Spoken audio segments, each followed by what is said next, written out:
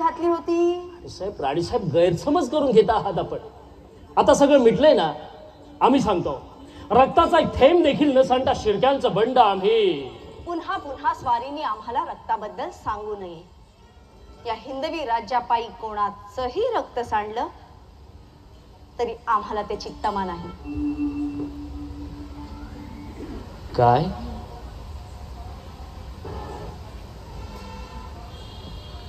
काय म्हणालीस येसू? या हिंदवी राज्यापायी कोणाचंही रक्त सांडलं तरी तुला त्याची तमा नाही? नाही. खुद्द आमचं रक्त सांडलं तरी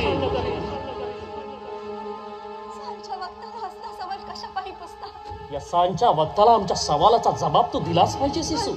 काहीतरी सोडा मला. येसू आम्हाला आमचा जबाब हवाय. आपल्या मनात तरी काय आहे?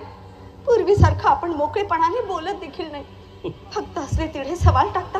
नाहीतर आम्हाला आमचा जबाब हवाय. शब्दासाठीच आपण हट्ट धरू नये. हिडापिडा टळो आणि असं कधी घडू नये. पण पण प्रसंग येईल तेव्हा खात्री ठेवावी. सखी राज्ञी जयती या राजमुद्रेच्या इज्जतीला आम्ही कधीही कलंक लागू देणार नाही.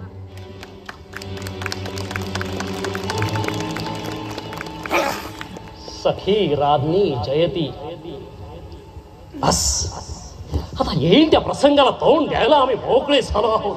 कसला प्रसंग? कुणाला तोंड द्यायचंय? काही अनुभव असे असतात की ते बोलायचे नसतात, फक्त मनोमनी जाणायचे असतात. आम्हाला ठाऊक आहे. आपण पक्का निर्धारच केलाय. कसला? बोलायचं नाही, फक्त मनोमनी जाणायचा. येसू येसू वेडी आहेस तू.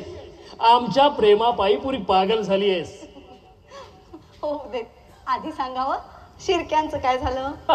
शिर्क्यांचं दुसरं काय होणार? शिर्के आले, लढले, पराभूत झाले आणि पळून गेले.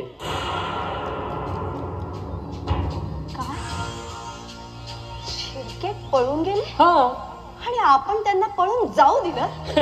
तर ते पाठलाग करून कैद करून आणायला हवं होतं. महाराज महाराज काय केलं आपण हे? मोगलांशी संधान बांधणाऱ्या मंत्र्यांची देखील आपण गय केली नाही.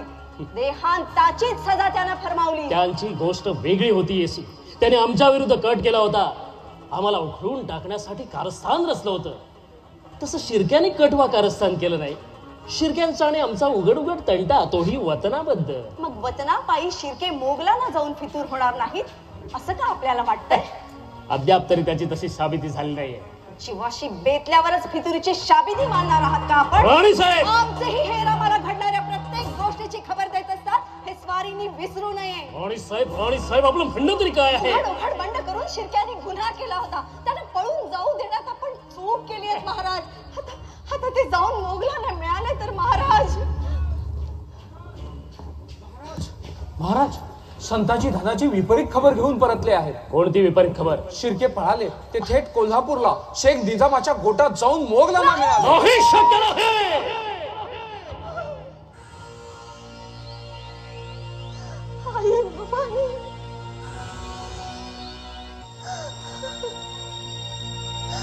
आज ना उद्या हे घडणार याची आम्हाला पक्की खात्रीच होती.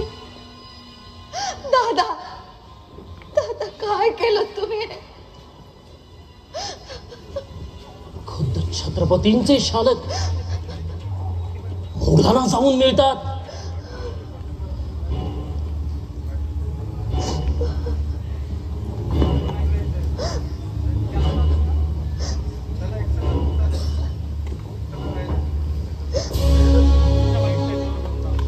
राणीसाहेब आता फक्त रामराजांनीच आमच्या विरुद्ध बंड पुकारायचं बाकी राहिलंय.